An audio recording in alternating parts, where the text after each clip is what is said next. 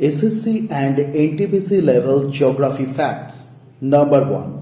পশ্চিমবঙ্গের দুগ্ধ শিল্পের জন্য প্রসিদ্ধ স্থানগুলির মধ্যে অন্যতম হল ডানকুনি। নাম্বার 2. পশ্চিমবঙ্গের মালভূমি অঞ্চলের মাটি গ্রানাইট ও নিজ শিলা দ্বারা গঠিত। নাম্বার 3. মেত্তুর প্রকল্পটি রূপায়িত হয়েছে কাবেরী নদীর ওপর।